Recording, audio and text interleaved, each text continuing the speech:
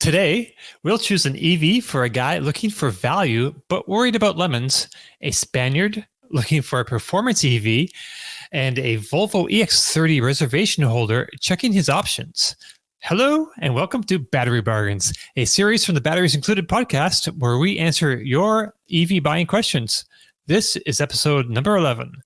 I'm Dominic Chioni, and I'm joined today by Martin Lee from the EV News Daily podcast, as well as Dave Connor from the Out of Spec Dave YouTube channel.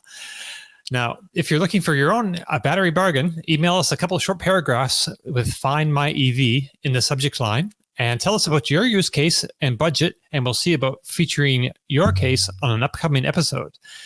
All right, so let's kick this off with our first case for today. And to be transparent, we've paraphrased these emails a bit for length and clarity.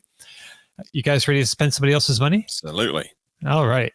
Yep. So our first email comes to us from Ben, and he writes, "Good morning, Batteries Included crew. I'm finally ready for my first EV. I've spent the last 4 years driving a company fleet Nissan Leaf Plus in Maine and really appreciate all things EV, except for the Leaf's charging curve and less than desirable winter range. Value for dollar is very important to me.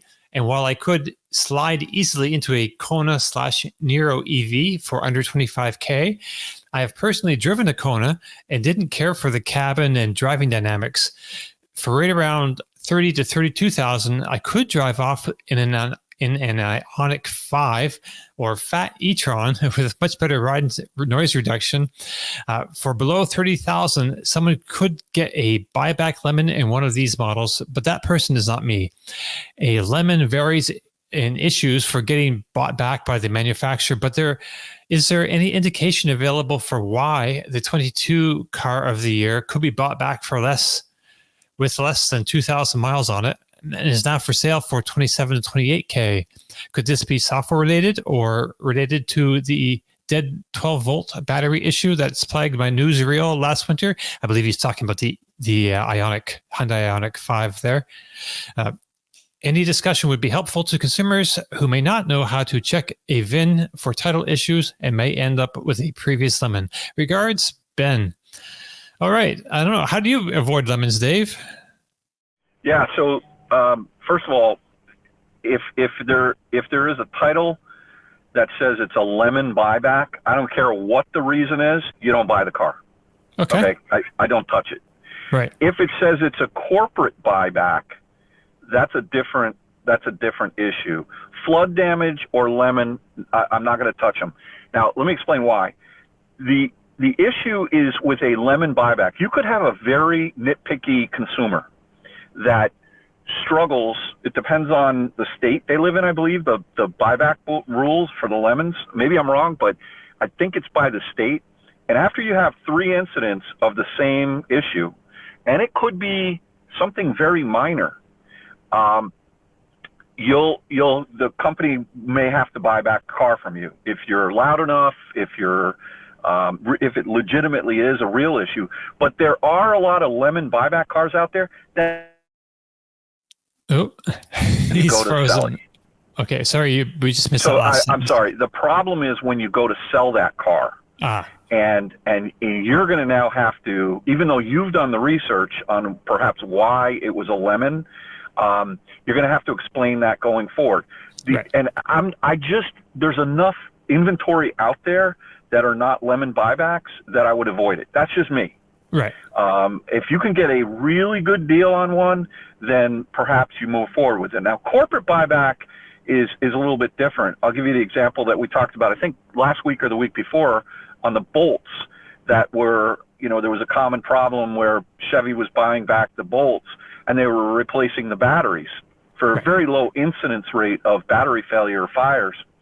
And those I would consider, because you could find a low mileage car with a corporate buyback, and then you can explain that really easily to someone when you go to sell the car.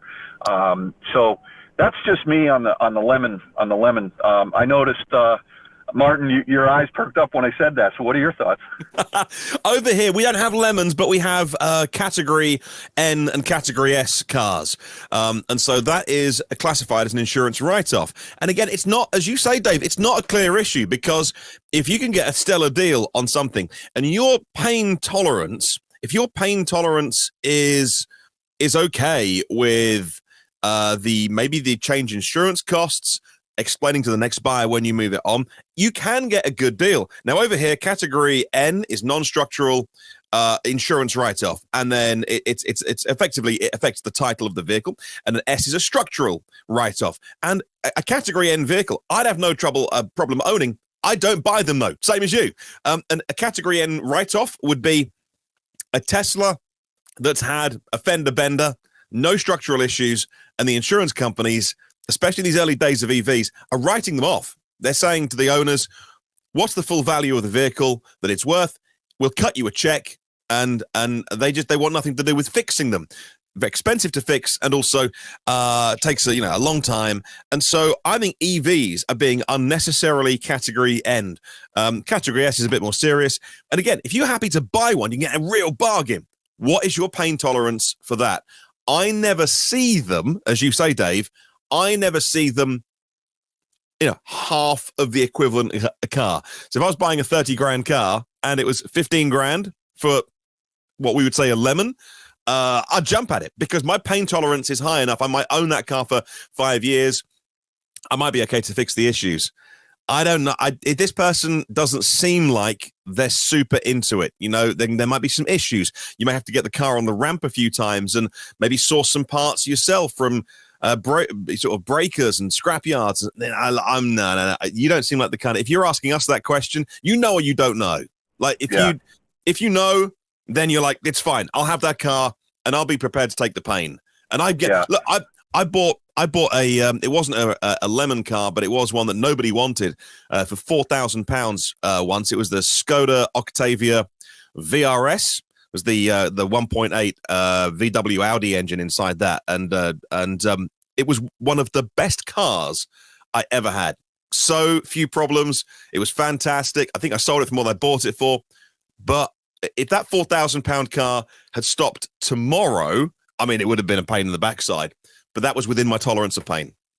I could have justified it in the end. We're in such a buyer's market right now for EVs. There's so many clean EVs on the market. Where do you find these? The information about the titles, Carfax, or what's the other one that AutoCheck? Yes. And I highly recommend to check both of them for any kind of damage or any kind of information, because it's not as if there's a golden source of information. There was recently I was looking to buy, I can't remember what it was, a Bolt, and they said, it's at a clean Carfax, and I said, send it to me. They did, and it was fine. And I just checked AutoCheck, and it had a hit. So just check both. The other thing is electrical problems scare me. So I had an Ioniq 5, and it was brand new. And I came out, I love that thing. It was a Mac Daddy unit, and it was just incredible. I came out one day to have all things to go jogging. Of course, I had to drive to where I wanted to jog, and me jogging, it doesn't happen all that often. And the car was dead in the driveway. I made a video. The thing went crazy on out-of-spec reviews. And, you would think, how in the world could a car with a 77 kilowatt-hour battery or whatever it is go dead, right? Because every one of these cars has a 12-volt battery. And so that is not noise you're hearing about the Ioniqs, and whether we didn't have the problem with the GV60, but I've heard people having real problems with these batteries. And I don't know that Hyundai, Genesis, Kia knows how to fix it. I don't know. Electrical problems scare me. And there's so many good cars out there. But I'll tell you what, this person that wrote in is super dialed in and pretty intelligent as far as the market goes. And there's a lot of great deals. You mentioned the Fat e-tron, the 55. Crazy deals out there. I like that, because you're buying a car that's already come down so much in value. How much lower can it go? And it's such a solid, great car that I kind of like that trade a lot.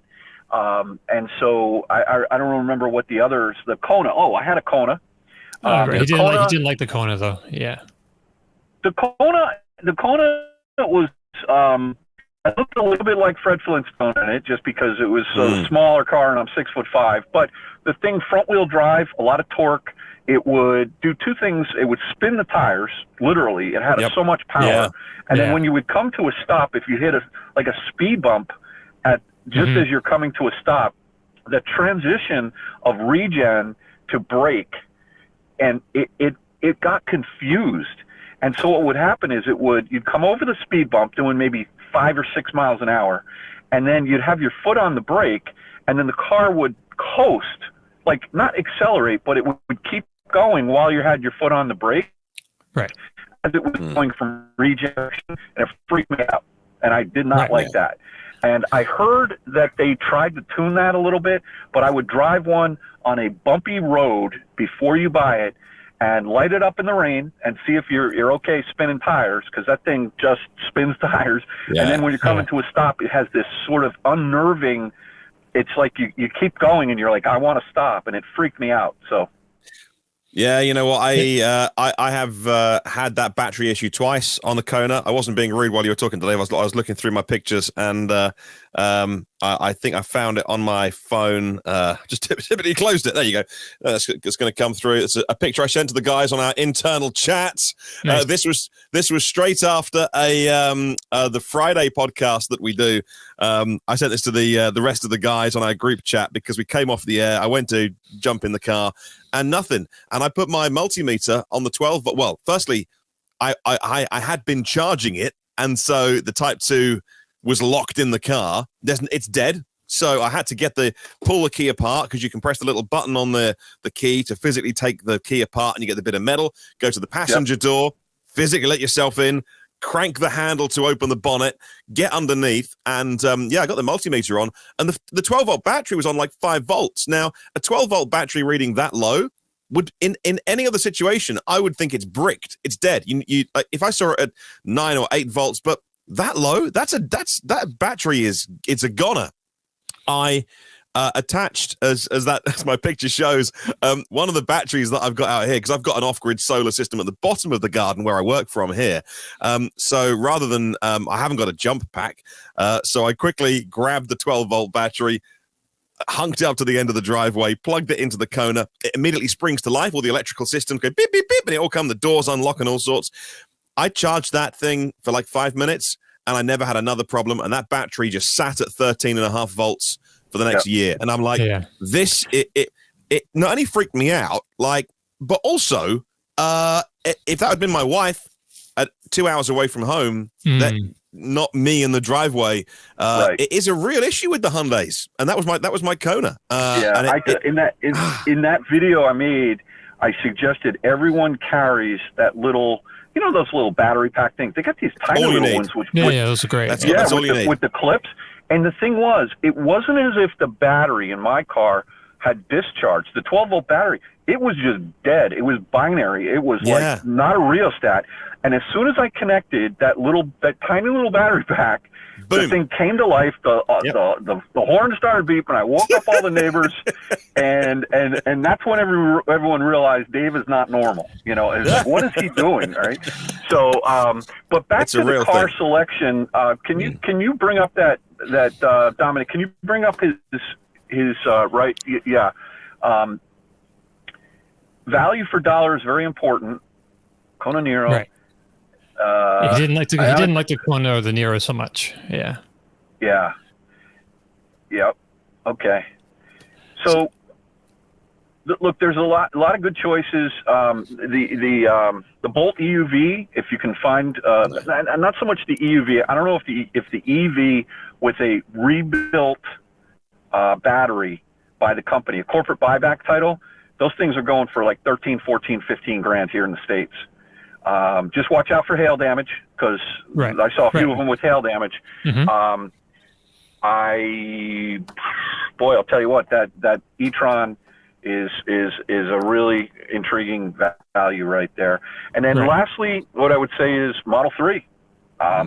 If you want to think about If you're into Tesla, there's a lot of used Teslas out there in the marketplace now because Hertz unloading them, and I think that the good values on the Model 3s are gone, but maybe a rear-wheel drive Y new with the tax credit, depending on your situation.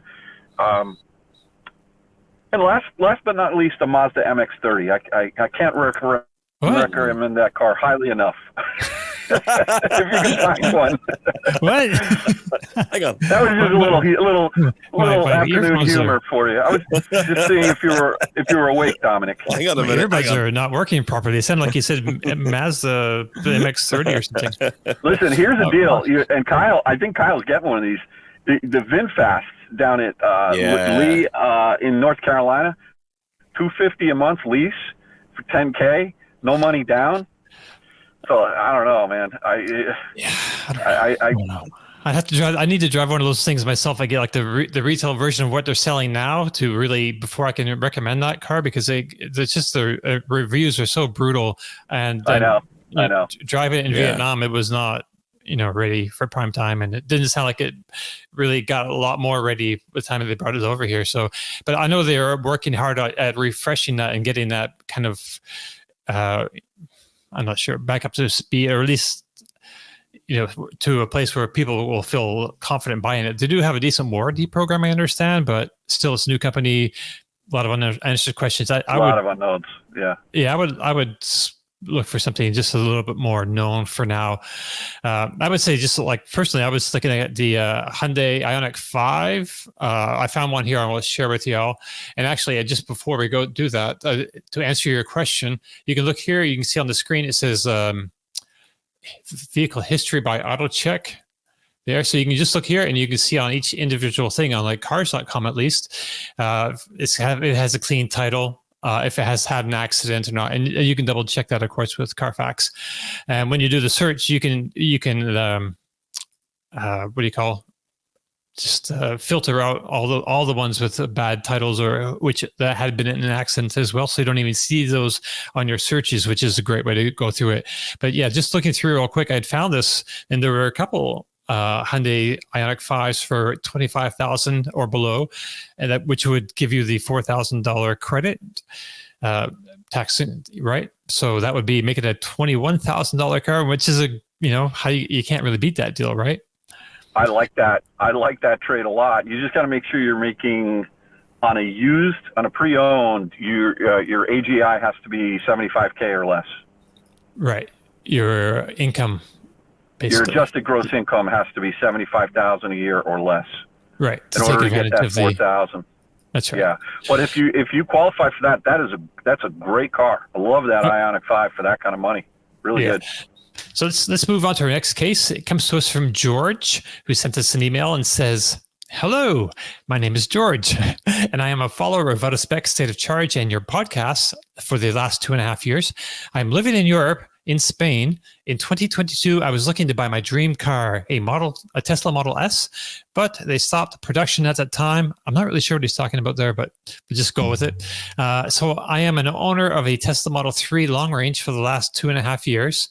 Now I am looking again to change cars and maybe fulfill my dream. I have a budget of 100,000 euros. Great budget. Mainly it's for commuting, some long trips, including content for YouTube, enjoying mountain roads with friends and electric enthusiasts, and finally, occasionally having a track day. I was considering a Tesla Model S Plaid, but now with the new Highland, thinking of a Model 3 Performance Highland, the price gap is not so justified.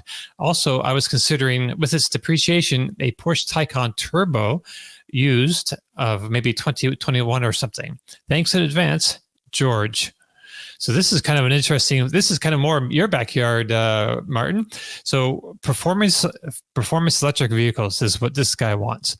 And so you have any suggestions? We are all going to go towards the Porsche Taycan, right? This is a fantastic vehicle, such high performance, so well engineered. Still, they're about to replace it with the latest, greatest PPE platform, but it's still also absolutely refresh. And the refresh Taycan as well. It's coming out soon. They teased it today. But there is something happening in the world of Taycans and it's not because of oversupply, because there's not one on every street corner, that the used values are tanking. Terrible news if you own one. Fantastic news if you want to buy one. And that, we had a look through at Cross Turismos and all the different variants, and you don't even need to go Turbo S in one of those. Just get the spec that suits you and your budget. It's gonna handle like nothing else. It's fantastically high performance, and it's certainly not an inferior choice to a Tesla Model S, which, you're right, we don't get that over here because they don't make right-hand drive versions of the S or the X, unfortunately. If you're going to buy a used one of those, then it's a 2020 car, I think, is the latest we can get. You can import left-hand drive versions. Now, you're in Spain, so you can get left-hand drive versions, but if you are going to bring up voluntarily on this budget the Porsche Taycan, I'm going to lean straight into that and say, do it. Buy a used one. Coming off a lease after 2 or 3 years, you are going to get a freaking bargain. Someone's going to have a massive hit on that, and it won't be you. They'll have the loss, and you're going to have a great car. Dave, you know what? I'd also cross-shot the e-tron GT. Yes, right, because there weren't as many of those as made, but I sort of like the look of those. I don't know. I've never driven an Audi e-tron GT, but Dominic, you and I have driven the 4S before, right? The Taycan. Mm-hmm. I've driven the base Taycan. I don't think the base Taycan has quite enough power because. Mm-hmm. I mean, I think the 0 to 60 is like 5.8 or something like that, and it sounds good, but it should be faster. The thing is, when you jump up, if you go to a Cross Turismo, you get but automatically you get the 4S, right? So it's not just a rear wheel drive version, and you get the glass roof.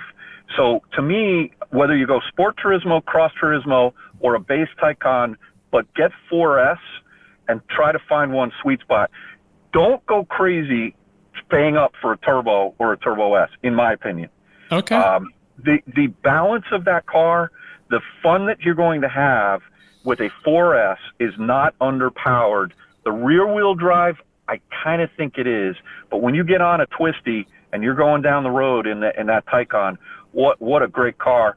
And I would wait just a little bit for some announcements on the new refresh Taycan, because as bad as the values are right now for sellers and as good as they are for buyers, I think it's only going to get more in the favor of the buyers. True. So I'm looking at this, and I'm looking at his YouTube channel. I don't think he's going to go to YouTube to make money but I think he still wants to. He would probably enjoy some views. So it makes it a little tricky. So the Porsche Taycan is probably like the best driving electric sports car you can get. It just feels so good, And as Dave was saying, 4S or GTS, I think would be a good spec too. Yeah. And I like the Sport Turismo. It's like the wagon that's low, but it's been out. They've been out there for a while, and the refresh is coming. But I don't think the refresh is going to really change a whole lot. The changes, the visual changes aren't really strong. I think I can't really talk about the other changes yet, but I would look at something, I don't know. And I don't think the Tesla is going to be, I think I would take the Taycan over the Tesla, but then I would look at other things that are coming your way, because you're in Europe, so you have a few things there that we might not have over here, like the Hi-Fi Z is something that might be interesting, like a Chinese car. They do have the Hi-Fi A coming that might be out of your budget for now, but the Hi-Fi A looks like full out like supercar, basically, like same as the BYD sub brand Yangwang. They have the U9 that's coming. That's going to be like 1,305 horsepower, which would be a terrific car, but that's $140,000. I think is going to be starting in the 140,000 euros. But there are a few cars like that. So I think it would be interesting to have like something like that, or the Zeekr. What's that? Zeekr 001? Is that the sports car version? Yeah, you're right. And there's great cars like the Neo ET7. I think that's out in Germany. And again, right. If you want to take a punt on a Chinese car, I think that'd be great for content as far as like on YouTube, and it might be a fun learning experience. I don't know. It's your personal experience. If you don't want to take any kind of risk like that, just stick with Porsche Taycan, and you'll be happy for sure. Right. All right. We should move on to our last email. What's your time? Yeah. Hey, Dominic, can Yes. we just have a moment of silence for Vroom? Oh, yes. Yes. Speaking of just a moment of silence for Vroom, because man, did I sell him a lot of cars over the last 2-3 years. Really? Oh, Okay. yeah. That's why they went out of business. and I'm pretty sure that's why they went out of business. But listen, you know what?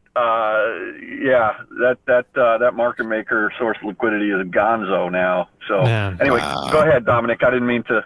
That's okay. Yeah, it's a whole other show, because now I'm wondering, how that'll affect Carvana, and I'd love to bounce that off of you and talk about this, but yeah, we got to keep this tight today, because so our last email comes to us from Steve, and he writes, "Hi." Okay, and he starts with a note. I put a pre-order for a Volvo EX30 a few months ago, but want to keep my options open in case it's delayed and or the dealer pulls shenanigans on me. Here's my situation. I'm committed to an EV, so much so that I have installed a Tesla Universal Connector via QMerit. Thanks, Tom. In my garage just last week. I currently drive a 2012 Nissan Juke, and storage works for me, although I'd love a bit more room. My problem with the Juke is the front cabin feels a bit cramped. I'm a photographer and often work out of a small rollover case in my vehicle with a couple light stands being transported as well. I test drove a Volvo C40, my first EV drive, and I loved it, but it's priced too high for my budget. I believe that's around 53 starting. I do not road trip very often. I work from home during the week, and I shoot weddings on the weekends locally in the Chicago area.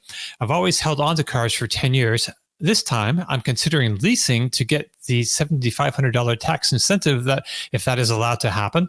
I'm not opposed to a Tesla, although I do have distrust of them. I would consider used EVs as well. Thanks, Steve. So, Dave, let's kick it off to you to start. Wow. Okay, if you're cramped in a Nissan Juke, I'm not sure how much more room you're really going to have in an EX30. It's not a big car or a CUV. I've seen them, but I've never sat in one. It's small, but they're going to sell a heck of a lot of them at the price point they're going. I'm going to throw out another name that I think you should go look at on a value budget, assuming they start making them, is the lower end Fisker Ocean. Quite a bit bigger. And I think that from someone I've done wedding photography in my older years when I was in high school and college, and I know there's a lot of equipment to bring around. I don't think you'd have any issue with the EX30 with respect to that, but you're going to feel a little bit more room in the Ocean. It's very similar, in my opinion, to like an ID4 size. It's just a little bit bigger, and I really liked that Ocean a lot. The problem is they're only making the high-end spec, so everybody's waiting they've been waiting 4 years for these things on the low-end spec. I know that's kind of off the beaten path a little bit, but, you could take a look at the Mustang Mach-E's as well. Quite a bit more room, I would say, in those, the way they're set up. But those are some of my thoughts, and I wouldn't be afraid of Tesla Model Y either.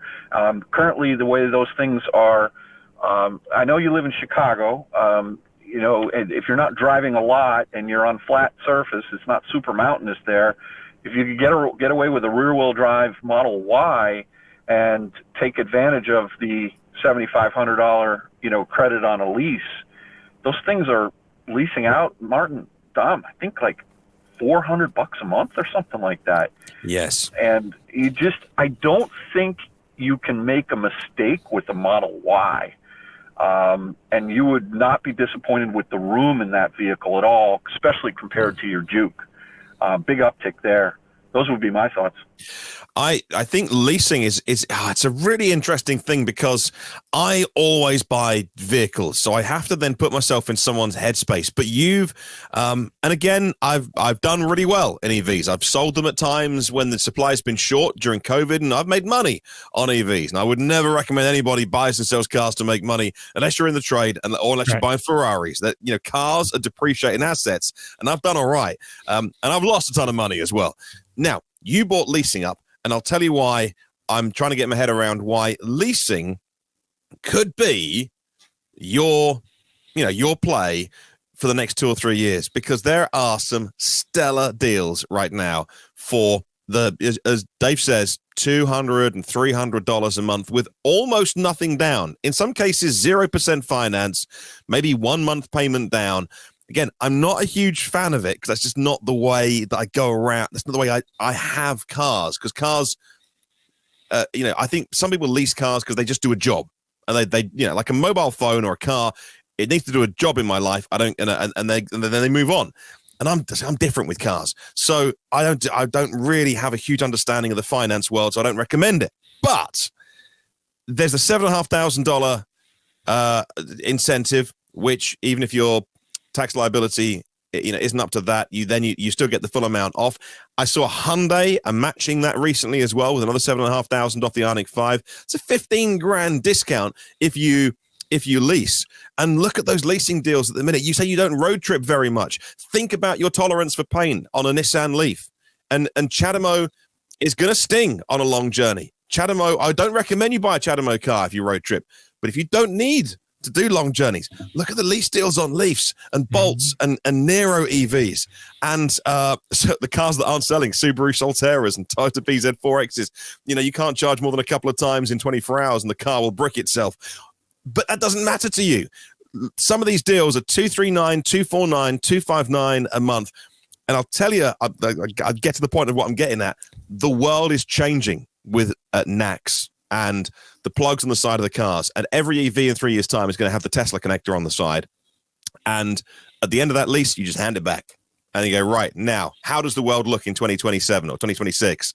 And I think the world's going to look so different in terms of EVs. This is a once-in-a-lifetime change we're going through. And it would insulate you from being left with something, you're not going to want to keep a car for 10 years. Because an EV in 10 years, it's going to be a relic compared to what you can get in the early 2030s. Oh my God. So I hate to imagine. Have a look at those lease deals. Just search, best EV lease deals of 2024. Yeah, one of the things on my channel, Out of Spec Dave, I did a whole episode on leasing. And at the end of the day, I kind of came out against it. I've never been a big fan of leasing. I do pile miles on cars when I own them, and I tend not to keep them very long. So for me to sign a long-term contract on a car is kind of like, ooh, that's a scary thought. But the thing that we've seen in the last year is the value of cars has tanked so much. So imagine if you bought a Tesla Model Y, as an example, in January of last year, and you put down 10%. You paid the tax, you put down 10%.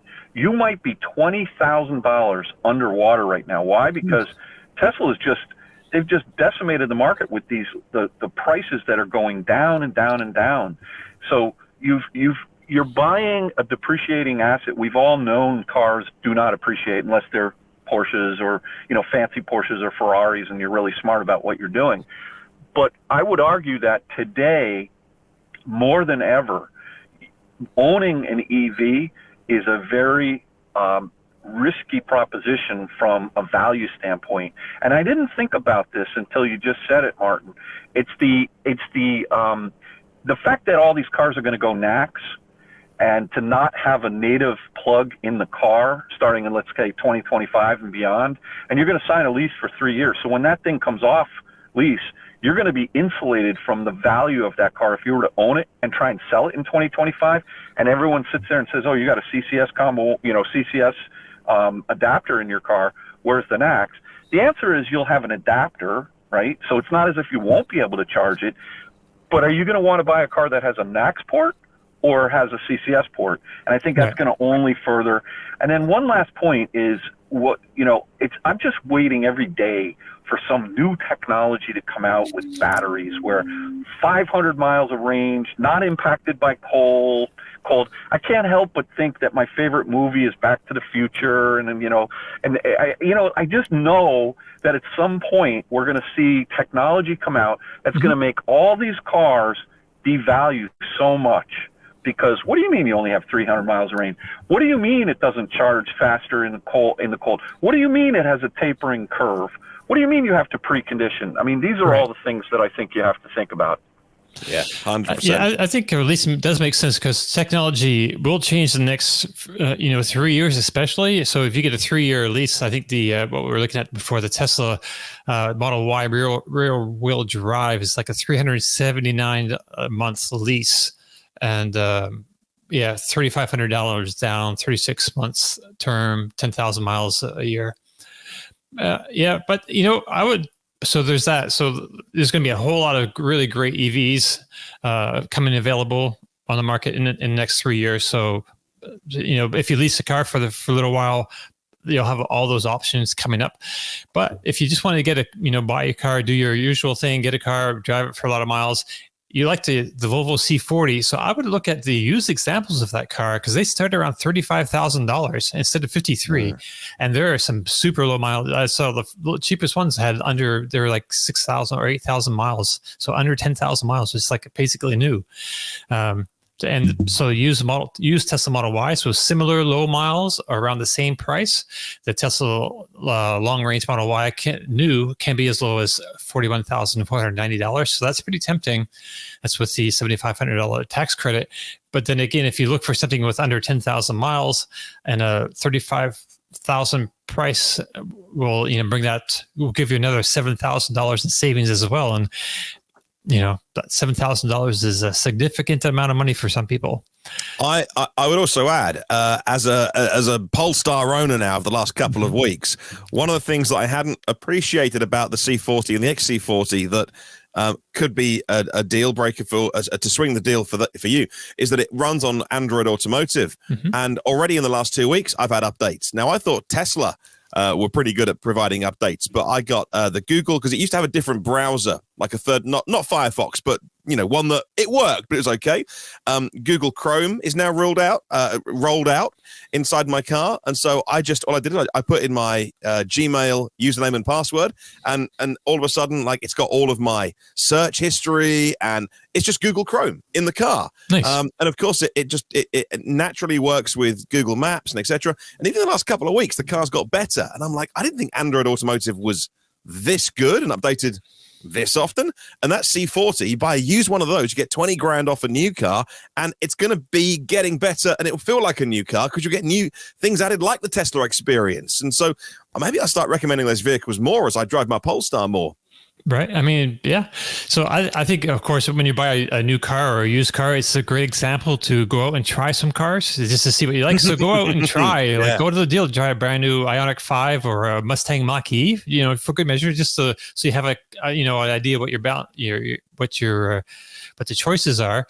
But if you really like the premium feel of the Volvo, though, it can't not mention the Audi e-tron, which is in the same, mid to high 30s with extra low miles on it. If you want to get like 10,000 miles or below, just like the mid to higher 30,000s get you there with the e-tron, which is pretty nice. And just to be clear, not the Q4 e-tron. We're talking about the fat, Daddy, the 55. Yeah, the big. We need an e-tron bell.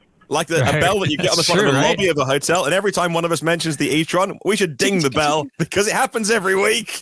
Yeah. It does. Hey, one thing to keep in mind on just to kind of like maybe give a little bit more life to the Leaf is I saw this week an adapter that's come out now, CCS to CHAdeMO, and so it's still going to charge like garbage because it's not got any kind of thermal management in that car. And it's, I think, limited to 50 kilowatts. So it's basically not even as good as a Bolt, right? But if you're not road tripping it a lot, on the occasion that you are, if you get the adapter, now you can actually charge at a reliable CCS charger, right? So you got that going for you. Yeah, and that's a U.S. centric comment there, Martin. Right. All right. Well, I think that, see, look, our time, yeah, we're pretty deep into it. So I guess that we should probably wrap it up. All right. So that brings us to the end of our show. If you have any questions or comments, please leave them below. And you can get in touch with us on the social media platform of your choice if you'd like. Don't forget, if you like the show, please give us a thumbs up. If you didn't like the show, please give us a thumbs up. Click subscribe. Tap that bell icon for notifications. And thank you all very much for joining us. And we'll see you all again next time.